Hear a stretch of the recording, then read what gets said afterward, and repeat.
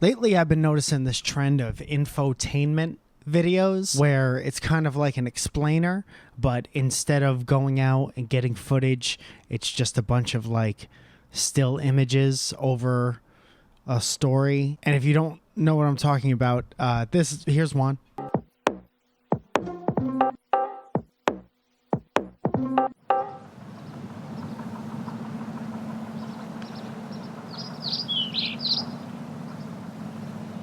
Hey, do you like this show? Huh? Do you like the show enough to wear a t-shirt about it? If the answer is yes, you go to dftba.com. And that's where they got it. Alright?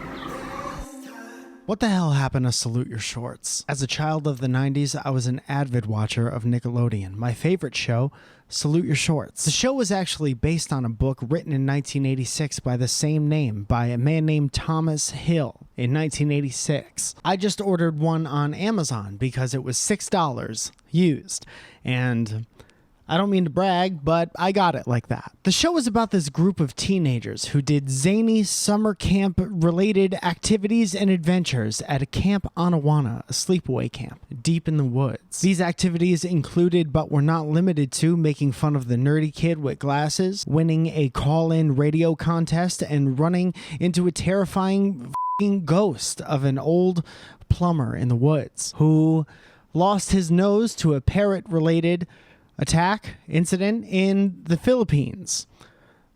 More on that later. The show encapsulated everything that happened at sleepaway camp, with the exception of French kissing and over-the-pants stuff, because it was Nickelodeon. I'm going to run down some of my favorite characters and my favorite episode, and then we'll go into what happened to the show. Where'd it go? By the end of this video, we'll all know a little bit more. Actor Kirk Bailey played camp counselor Kevin Ugg Lee.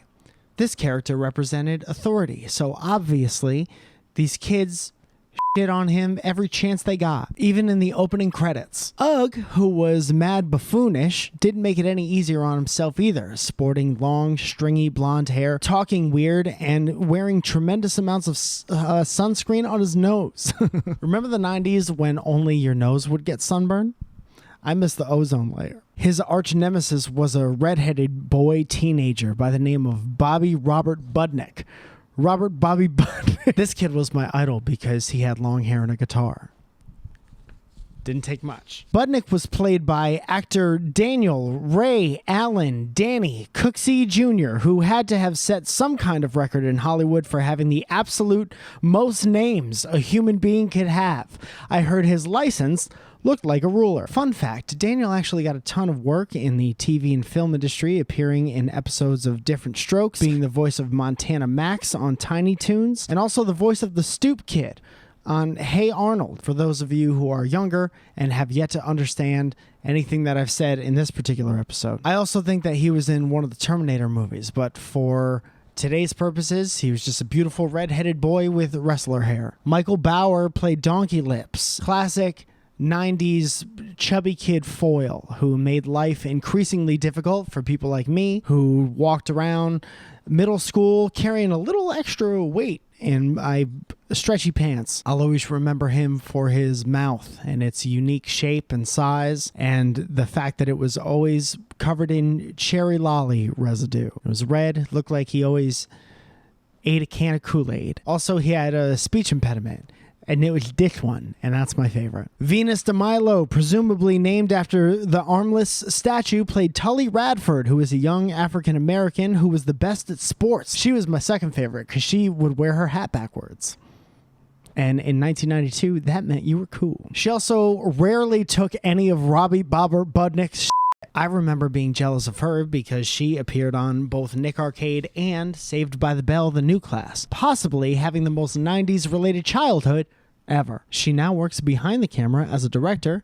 Please give me a job, Venus. Tim Esther played Eugene Sponge Harris, who was routinely picked on for having glasses and being small. Now, it wasn't all fun and games for Sponge, as he was frequently the recipient of an old camp bullying routine by the name of the Awful Waffle, whereby someone would lie down, get covered in whipped cream, and hit with a tennis racket. Me and my friends played a similar game, but instead of the tennis racket, it would be a fist. And instead of laying down and getting covered in whipped cream, somebody would punch you in the chest with their fist when you weren't expecting it, if you weren't covering your chest. And then they'd say, "Open chest," as you would struggle to find air on the ground. Don't do that to people. You can kill someone. Anyway, Sponge was like the Anthony Michael Hall of this baby breakfast club, which is my least favorite kind of sandwich. Heidi Lucas played Dina Alexander, who quickly became one of my first crushes because she was very pretty and she was kind of a princess type. And her and Bobby Budnick were like the John Bender and Claire Standish of the Breakfast Club.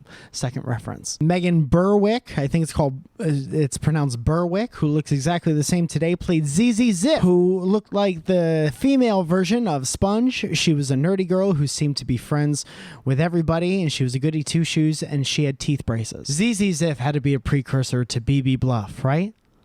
What happened? We just run out of Nickelodeon names in 1992? Eric MacArthur played Michael Stein, who was basically the Emilio Estevez of the Breakfast Club.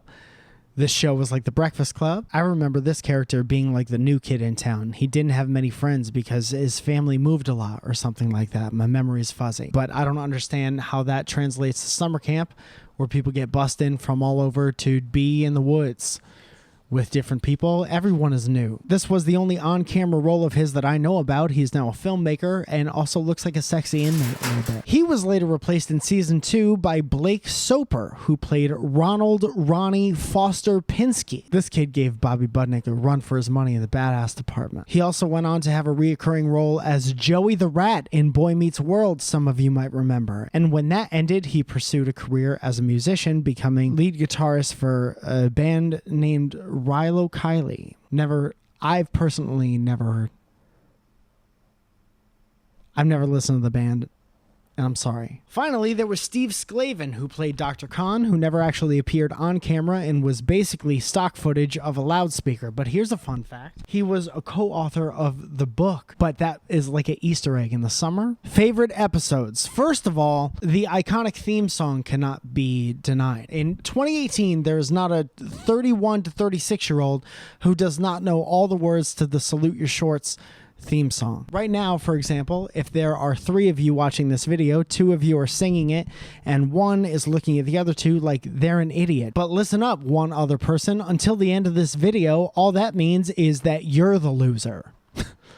So joke's on you. As far as singular best episodes go, I'm going to go with season 1, episode 2, Zeke the Plumber. Think of this as the Halloween episode. Here's the IMDb recap. Bobby's ghost story gets campers believing in a ghostly, dream-invading custodian who used his cursed plunger to suck secrets out of kids' heads.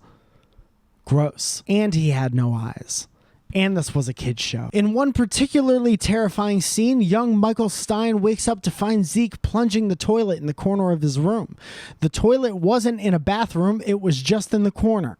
And this stopped me from wanting to go to summer camp for years. Prison toilets? I like going kayaking as much as the next kid, but I'm not going to shit in front of your eyes. You're strangers. Michael's embarrassed after Zeke pulls his secret stuffed animal, Harry the Hippo, from the disgusting toilet. What are they feeding these kids in the mess hall? One of these kids pooped an animal. Michael begs Zeke to keep his secrets safe from the rest of the camp, and Zeke agrees, and then proceeds to pull out a bullhorn from out of nowhere, which is hilarious.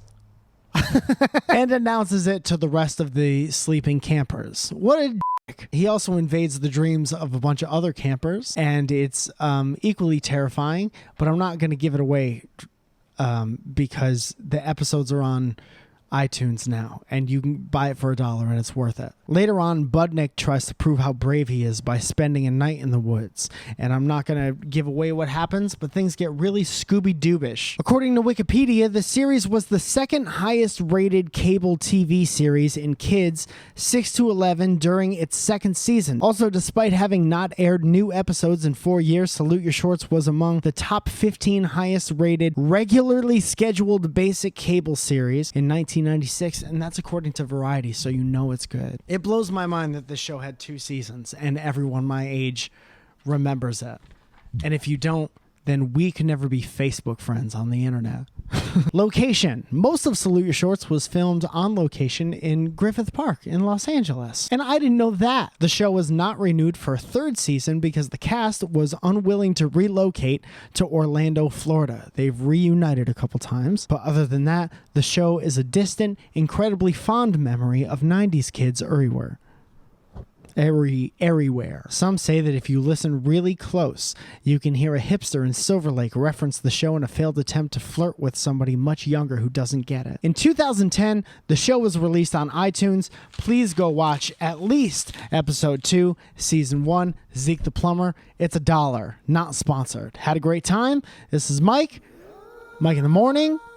Gonna slow down, let the credits come up. Come to the Friends and Friends show. It's a crowd work show, me and my friends in Los Angeles, Open Space Cafe on July 21st. There are tickets available on eventbrite.com right now. If you're wondering where and when I'm playing, going to do some traveling in the fall. I have a free app that you can get in the App Store. Just look up my name. And also MikeFalzone.com has dates all the time. Let me know if you like this and you want me to do it for any other show. And if I get your suggestions and I don't like the show, obviously I'm not going to do it. But it would be great to see where you guys are at. Mike in the Morning comes out every Tuesday and Friday, so I'll see you on the next one of those.